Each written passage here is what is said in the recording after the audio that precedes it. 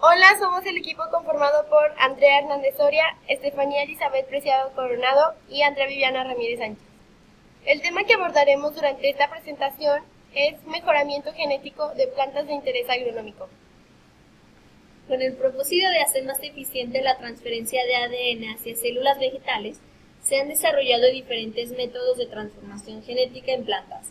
Los métodos indirectos se basan en la utilización de vectores biológicos, y los métodos directos son aquellos que se basan en elementos físicos y químicos.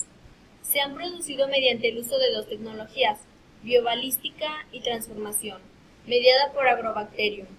La ingeniería genética está dirigida a la producción de genotipos que expresan las características de interés, mediante la integración de segmentos de ADN foráneo, proveniente de cualquier origen. Este ADN altera la característica de la planta mediante la modificación dirigida y controlada de su genoma al añadir, al eliminar o al modificar alguno o algunos de sus genes. No hay limitaciones para la transferencia de genes entre plantas de la misma especie y especies emparentadas. Ello permite usar genes de diferentes especies, géneros y reinos, eliminando las barreras de compatibilidad sexual y fertilidad.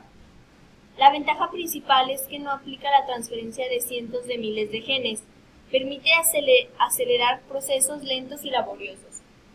La transformación de plantas usa una amplia gama de herramientas para la introducción de información genética foránea, sin afectar las cualidades agronómicas y de mercadeo de los cultivos.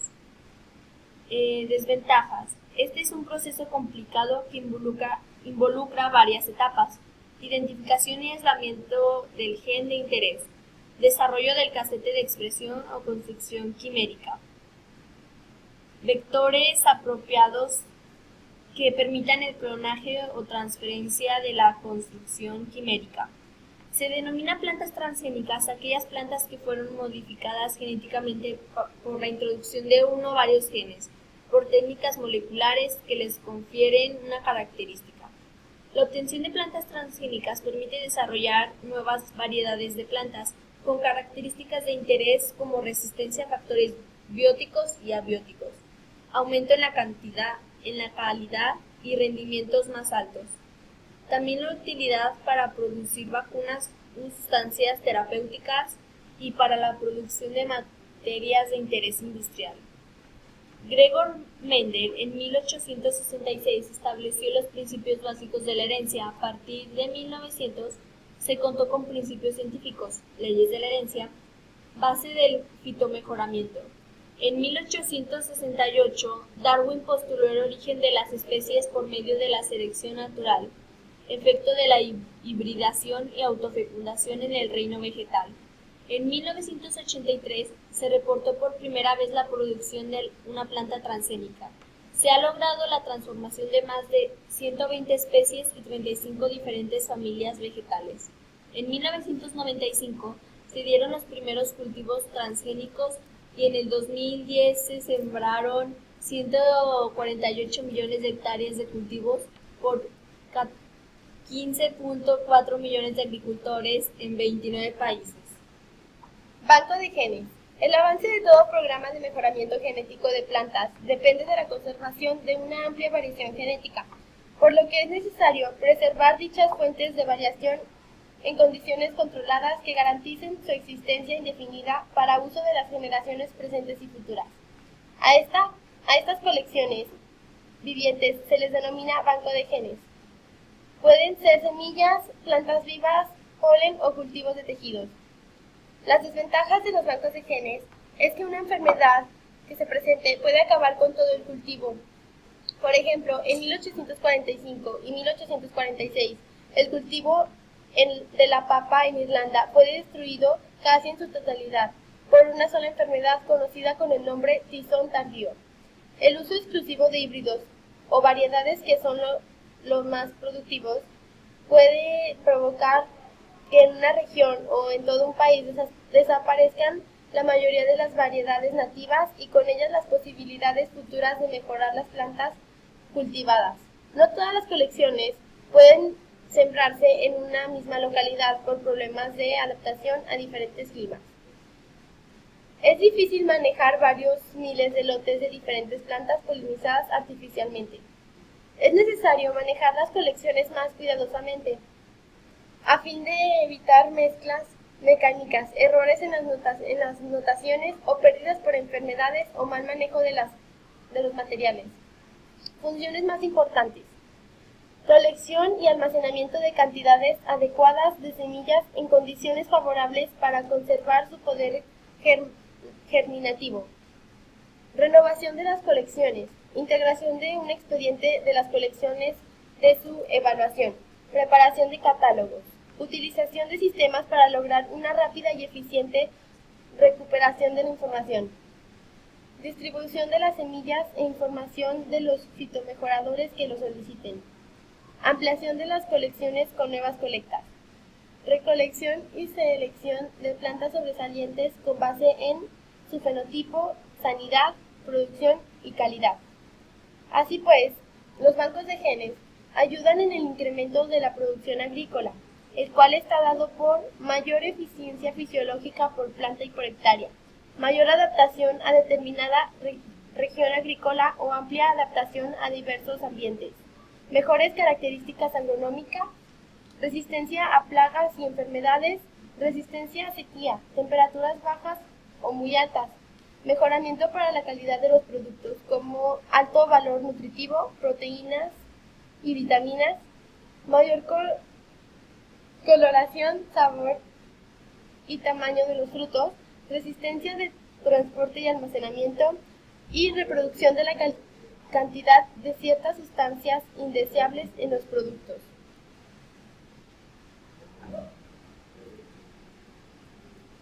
Aprovechamiento del ambiente. El mayor rendimiento de las plantas depende de su potencialidad genética y de su capacidad para aprovechar mejor los factores del ambiente, como agua, energía solar, sustancias nutritivas, etc. Además, es importante señalar que no solo estos medios para obtener mayor producción influyen en la expresión del potencial genético, sino que existe un gran número de factores que interactúan durante el ciclo vegetativo de la planta, por lo que el rendimiento es la expresión de todos. Los factores más importantes que influyen en el rendimiento pueden ser extrínsecos o intrínsecos. Los factores extrínsecos o de ambiente se dividen en tres: climáticos, que da luz, temperatura, humedad relativa y viento; los edáficos, que se dividen en fertilidad, textura, estructura, pH, agua y salinidad; y los bióticos, que se dividen en bacterias, hongos, insectos y malezas. Los factores intrínsecos tienen la asimilación de nutrientes, que se dividen en carbonos, sales minerales y agua; el equipo hormonal, que es el desarrollo de la planta; y la resistencia a factores adversos. Los factores intrínsecos pueden ser cambiados por el hombre de dos maneras. La primera es buscando o formando plantas con potencial genético para desarrollar hojas grandes y raíces profundas, mediante el mejoramiento genético. Y la segunda es la aplicación a la planta en forma extrínseca el factor intrínseco faltante, que puede ser alguna hormona, algún inhibidor del desarrollo, un factor de resistencia a patógenos, etc. Método de reproducción. La alogamia son aquellas que se producen por medio de polinización cruzada, es decir, que los gametos que se unen para formar un cigoto son de plantas diferentes. En las plantas alógamas hay un constante intercambio genético debido a que los gametos de una planta van a unirse con los gametos de otra de la misma especie. Este intercambio que se repite en cada generación, por lo que se mantiene un alto grado de heterocigosis. Algunos ejemplos de plantas alógamas son el maíz, la cebolla, el frijol y la zanahoria. Los principales efectos de la alogamia en las plantas son los siguientes. Se incrementa la variabilidad genética en las poblaciones por su sistema de polinización cruzada.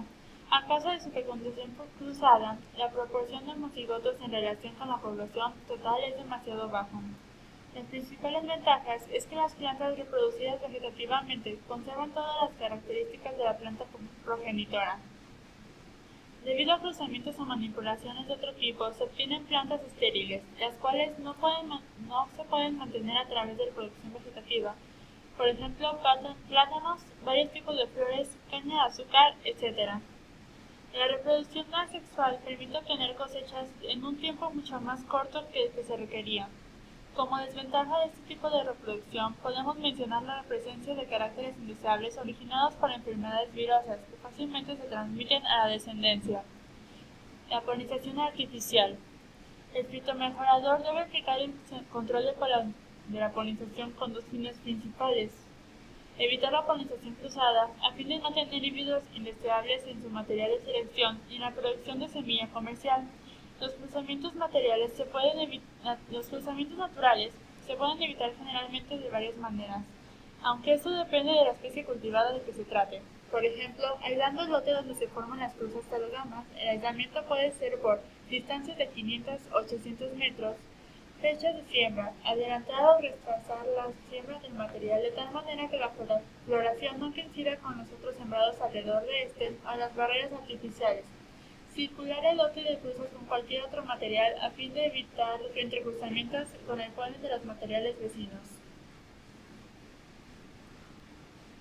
Bueno, en conclusión, podemos decir que este tema es muy importante, tanto para las personas que se encargan de la agricultura como para la gente en general, ya que todos consumimos este tipo de alimentos. Estos métodos se hacen con el fin de crear nuevas especies mejoradas para la nutrición humana y su calidad. Sin embargo, todo tiene sus desventajas, como por ejemplo la extinción de especies. Bueno, esto sería todo por nuestra parte. Gracias por su atención.